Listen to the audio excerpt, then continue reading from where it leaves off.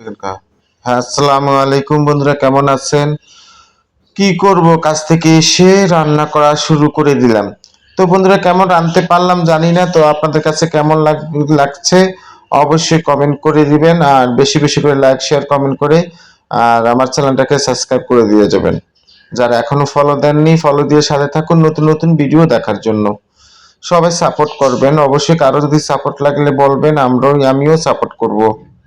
তো সবাই ভালো থাকবেন, ভিডিওটা ফুললি দেখেন।